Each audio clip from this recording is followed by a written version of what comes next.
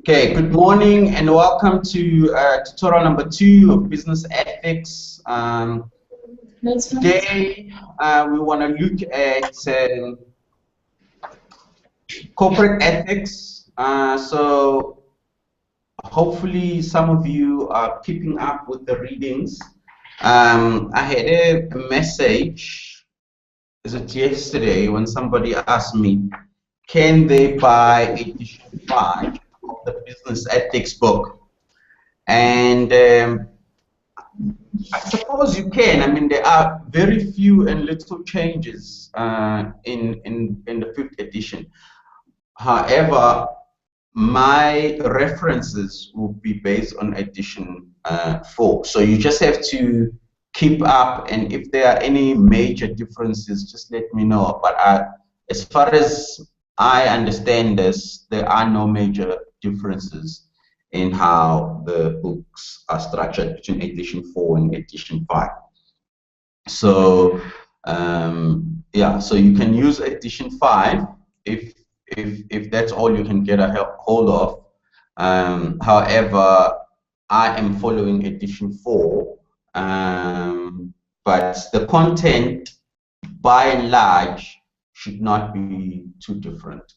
So yeah. So according to your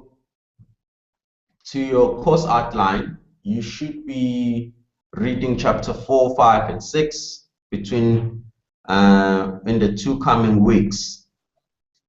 So what I'm going to do today is I want to look at corporate ethics. So we're looking at the theories of ethics in business and the business world. How do people in the business world approach the issue of ethics? Is it something that they seriously adhere to, or is it something that is considered a burden and unnecessary in business? So that's the question we want to look at, and we want to look at how do corporates manage ethics amongst themselves, all right, within the business. All right, so so we are basically in the 4th edition of the book, looking at chapter 5. All right, so if you have your book with you, you can follow on chapter 5. And if you haven't read chapter 5, you can basically just review this when you do chapter 5. All right. So as per normal, the Q&A is on, so you can ask questions on the Q&A tab, and you can also follow me on. You can follow us on the chat as well. You will be able to get hold of what we are doing. All right. Now, what I want to do is I want to look at. Let me just do this. All right. So we are looking at business ethics and managing corporate ethics, and so I said there are 5 modes of ethics that usually simulates how businesses manage themselves and how they manage ethics. All right, so so the first one is immoral mode. All right, so, and the second one is reactive mode, compliance mode, integrity mode, or total alignment. So we're going to look at the nature of what is this mode that some businesses choose to approach ethics. Why is it like that? And then we'll look at how the management system or the management strategy around that mode entails. All right. So let's look at the immoral mode. All right. Um, the immoral mode. Okay, guys, I'm going to mute you there in Salt River. Or can you please mute yourself? All right. The immoral mode. You know, these are businesses that are completely do not adhere to any ethical code whatsoever. They believe that ethics is an oxymoron, and they embrace popular myths around ethics, like you can't you can't be ethical in business because you are. Oh, sorry, Salt River. You don't have any pictures. Huh. All right. Let's see if we can turn the camera is on. Just hold on. Sorry about that.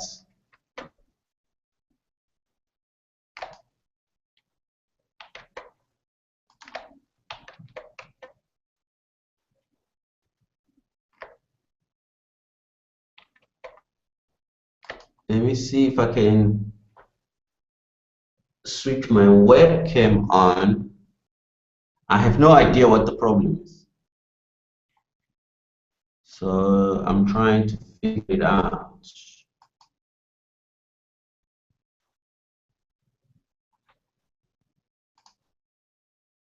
All right. Spirit of patience there, guys, while I'm trying to check out why you're not getting pictures.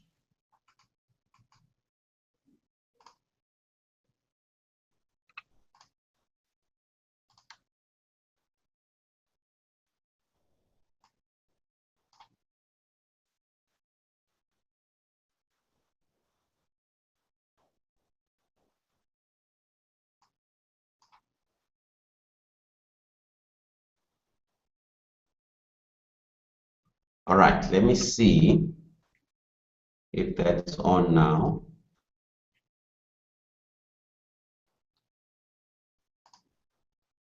All right, can you see me?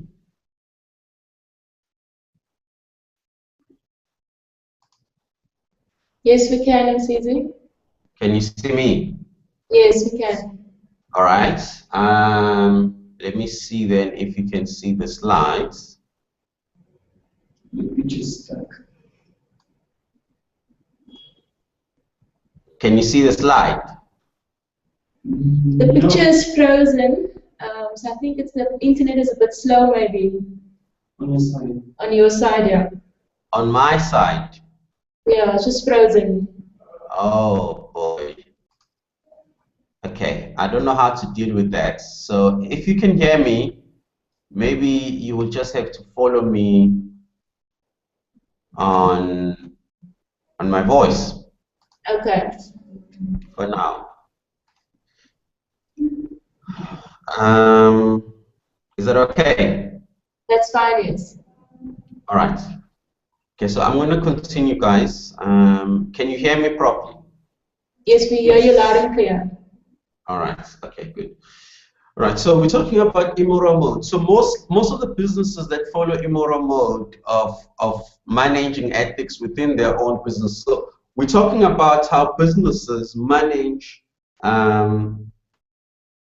ethics within their own business. So these types of businesses do not believe in anything called ethics. So their main focus is basically on profits. Okay? So how do we maximize profits? Now, let's remember that most people, let's say all people who go into business, go there to make money. All right? If your business does not make money, it ceases to be a business. It becomes something else. So in business ethics, we're not saying that you're not supposed to make money. You are supposed to make money, but it's a matter of how that money is being made and what happens in the process of making that money. All right, and in this business mode, basically people see business ethics as a way of hindering them from conducting business. All right, and therefore they then reject business ethics altogether. So for them, it's a survival of the fittest. All right, the competitive nature of business. For them, the competitive nature of business means that you cannot afford to focus on the interests of others. Okay, so if people get hurt in the process of us making business and increasing our profits, it's just a consequence of doing business. So, for instance, you probably have heard about the the oil spill that BP did in one of the offshore wells in the US, and how the oil basically destroyed the ecosystem in that part of the world. All right. So in an immoral mode, that business basically does nothing to mitigate a risk like that. For them, if it did happen, well, they're not really sorry about it, and they don't really take it seriously because, well, they didn't kill anyone, but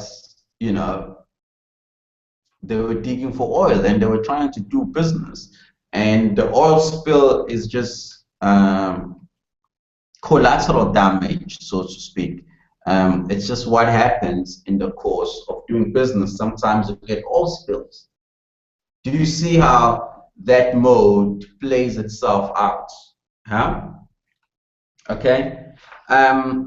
Now, organizations in the immoral mode face three major challenges that eventually might facilitate movement beyond this mode. Okay. So the real financial consequences, number one, is in this mode, it may become unaffordable. Okay. It may ever also be that the perceived probable cause of immorality become an overwhelming threat in that organization. So the long-term effects of doing business in this mode might become unaffordable in the future. That's the first part.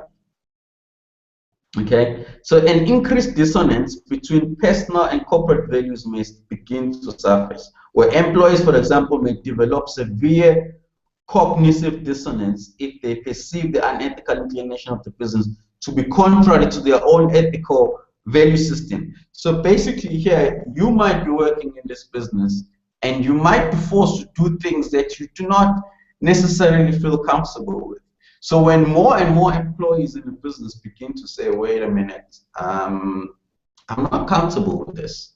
All right, so you're working in a hospital or in a clinic that starts to say, look, we're going to perform abortions on demand in this clinic. If someone walks in the door and you want an abortion, we're not going to ask questions, we're just going to do an abortion. And you are a medical professional in that business, you perceive that as an immoral mode of doing business, and it might not agree with you. And so the business begins to have this conflict between the ethics of its employees and the ethics of the business, and that might begin to become a crisis within the business. Okay, and then other stakeholders like customers, suppliers, and local community may experience similar feelings of this dissonance and alienation from the business. All right, and the business can begin to lose money because of that.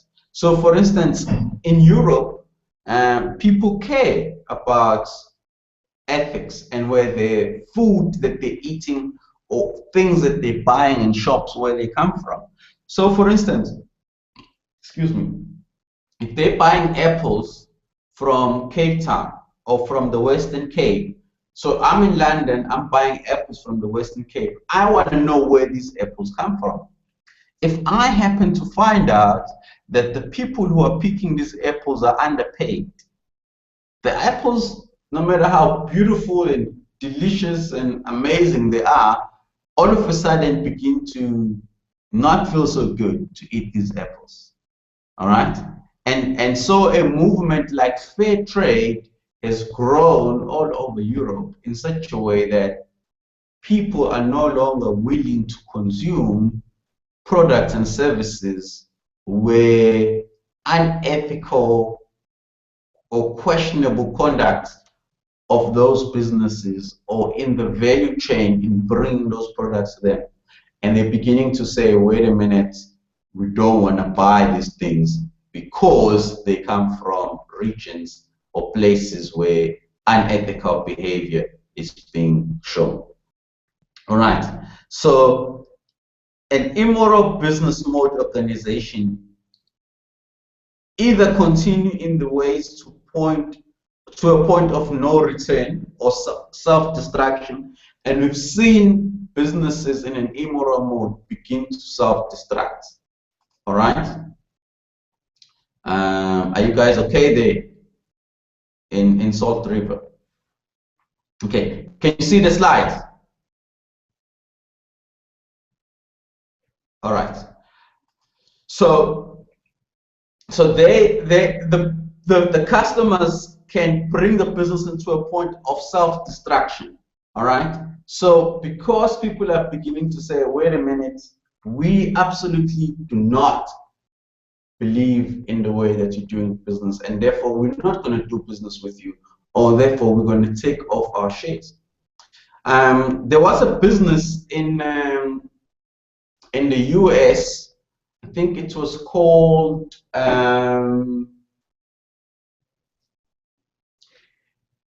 Union Carbide or Urban Carbide. Okay, so basically they produce chemicals for the agricultural sector, right? So they decided to move to India because there were hundreds of millions of farmers in India, small-scale farmers that were using traditional means of agriculture, and now all of a sudden these Americans who were producing these agricultural chemicals decided to move their operations to India because this was a huge big market. However, they hit a snag in the business and they couldn't go on. All right, and so they decided to close the factory. So they set up the infrastructure, they set everything up, and then 18 months later decided, look, business is not happening here. We're moving out, we're going back to the US. So they left all the chemicals. So basically they just closed off. All right, they left all the chemicals and everything in this factory intact. However, as time went on, 2 or 3 years later, some of the screws and the nuts and bolts that were holding these chemicals, and one of them being, I think, cyanide hydroxide,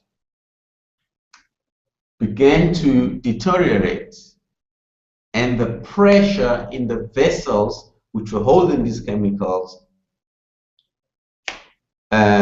ceased, and basically the chemicals were released into the atmosphere, and they went into the villages, and plus or minus 3,000 people died in India because of this factory. Now what happened is that this business was doing so well in the US, and then overnight they lost everything. Their stock crashed and they basically became history.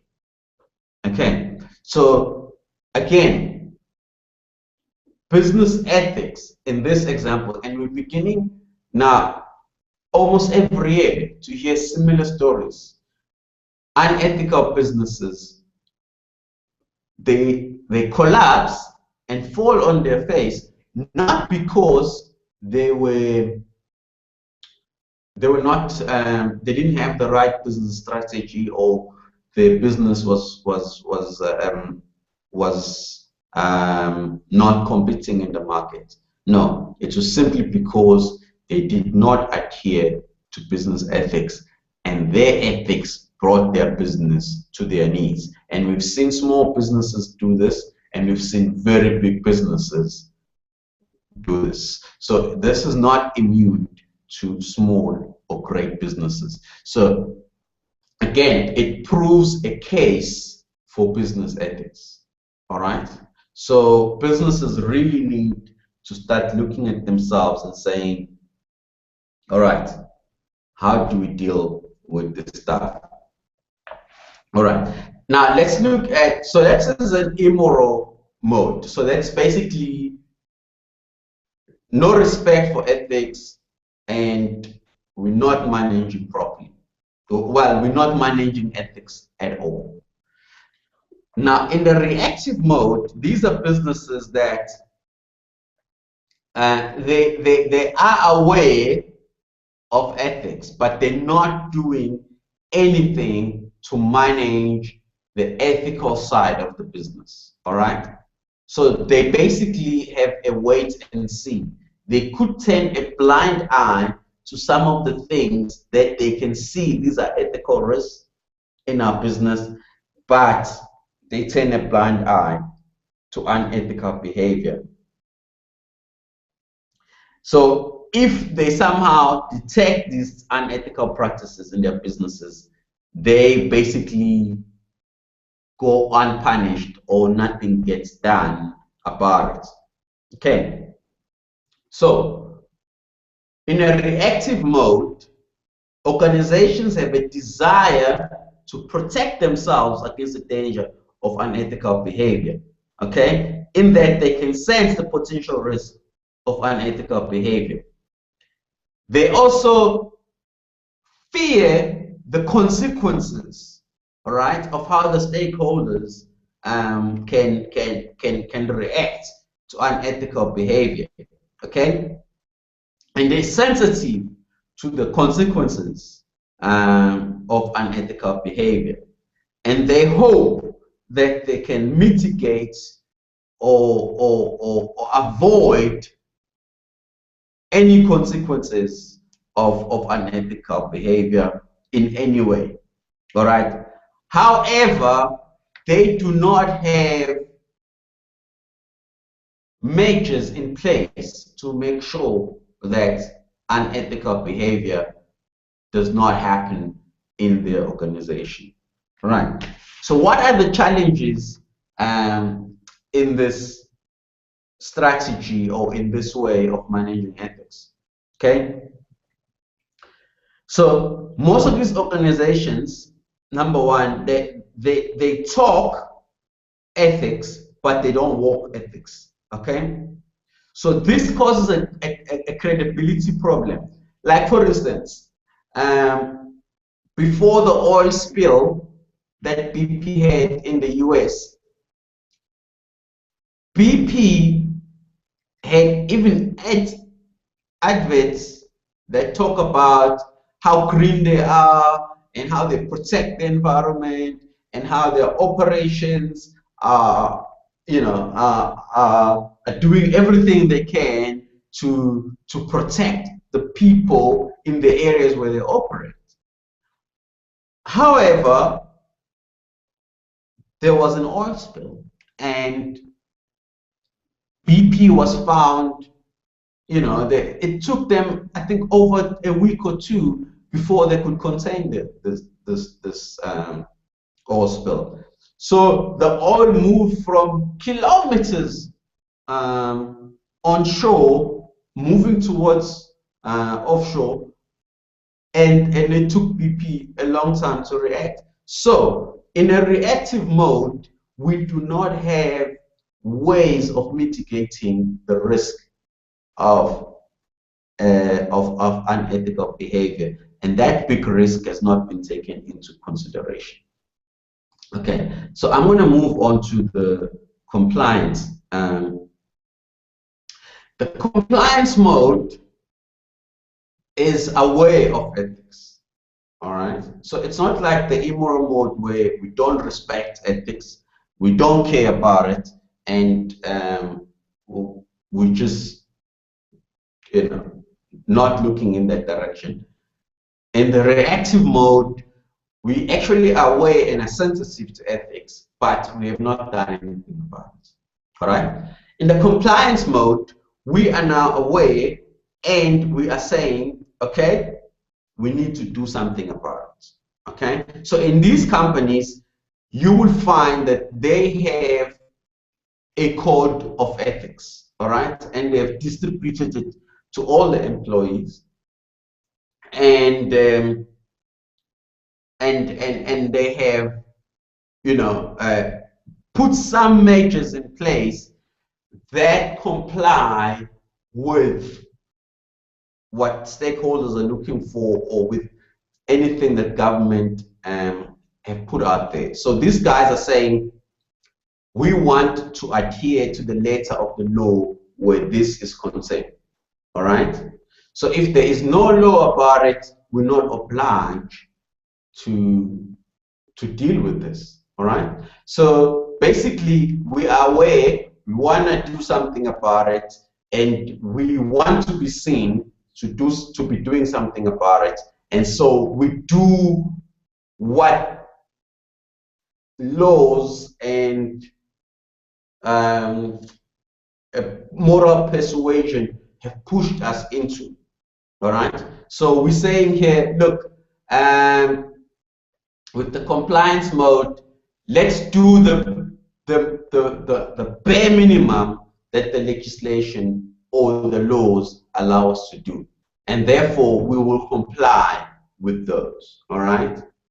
So in this mode, if something is not legislated or if something has not come out, we might tolerate it in this one. Okay. So anything that shows up. So most of this compliance mode you see in airlines. All right. So airlines do go all out to comply with whatever aviation things there are. They will go all out and they will put it in place, and so they will comply because it's required of that business. All right. However, the challenge with the compliance mode is that, yes, guys, you are complying with all these things.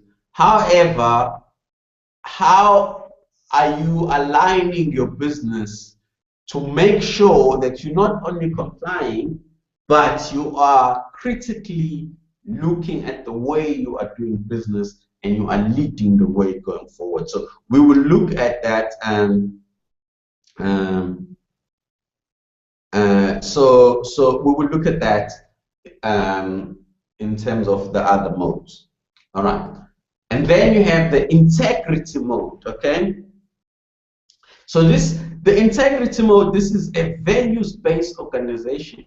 All right. So this organization has certain values that they adhere to, and that they have maintained that and internalized the ethical issues and standards in their business.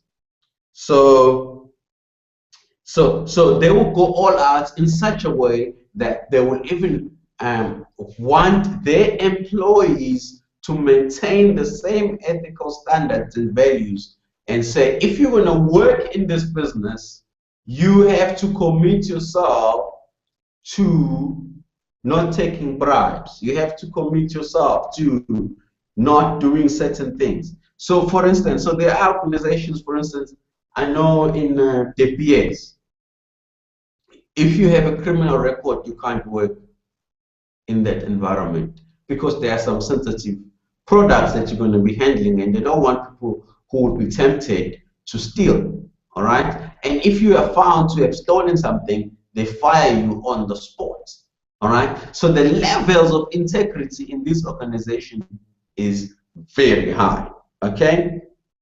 So the purpose of the integrity approach to managing ethics is to raise the level of ethical performance of the business. So instead of merely trying to minimize incidences of unethical behavior, they proactively promote ethical behavior. So they make sure that people who work there have a certain alignment with the organization in terms of trying to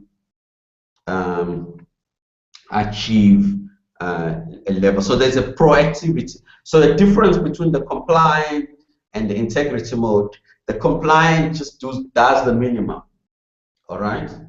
And then these guys who are integrity mode, they go beyond the minimum in such a way they want to align what they do with their values. Can you see the difference in these different modes? All right. Now, in terms of the last one, which is the total aligned organization. In this organization, they don't necessarily speak about ethics, but you can see that everything about this organization has been infused in the integrity of ethics. So you see it in their purpose statement, you see it in their mission statement, you see it in their goals. The employees themselves they identify and they adopt the ethics of the business. So the business itself is infused in ethics. So and the stakeholders. So basically, this business goes all out to inform its stakeholders. They align themselves in terms of their suppliers, their value chain, their employees. Everybody who gets involved in the business feels and is infused with ethics. Okay, so the purpose of managing ethics in a totally aligned organization is to reinforce ethics as part of the business culture. Okay, so until ethics is the culture of the business, all right. So I remember working in an organization where safety, all right. So there's health and safety that is legislated by the business, and there's health and safety that people within the business, it's part of who they are to live a safety conscious life.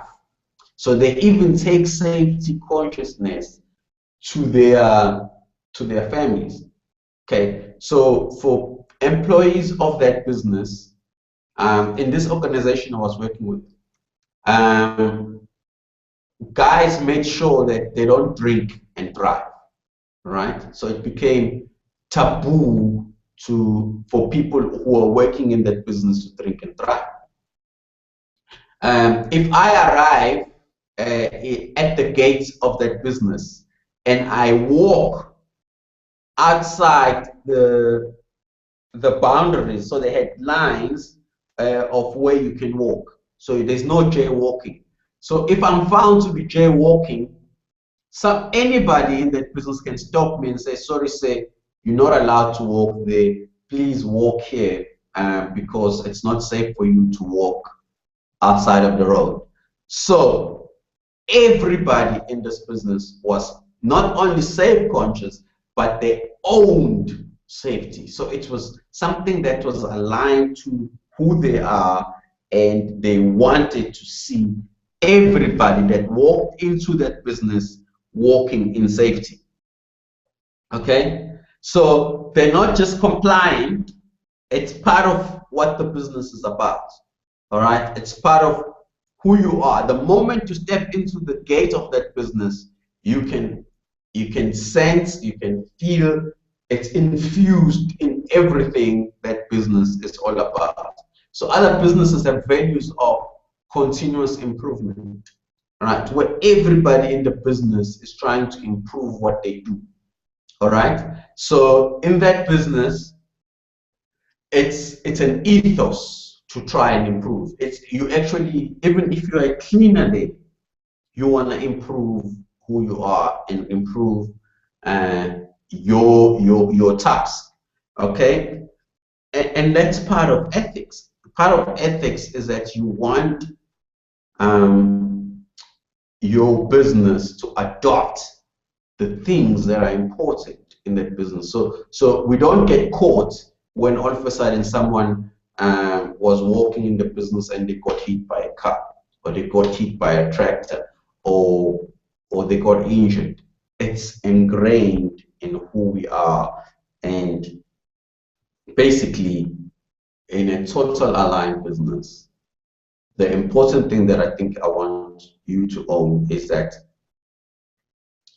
your business culture, the ethos and the culture of the business has been infused with ethics. So everything that gets done in that business and whoever is part of that business then values that. For instance, a friend of mine works for Woolworths. When it comes to food, there is a certain thing about quality and freshness that he values in the food. So because of what Woolworths does, the value of fresh and even organic food is part of who he is as a person. So what he buys, what he eats as a family and as a person is not different from what Woolworths values as a business. So that is part of total aligned mode in the business. So the values then spread into the stakeholders. The suppliers of the business have this value, the customers have this value, the shareholders of this business have this value, and they live it.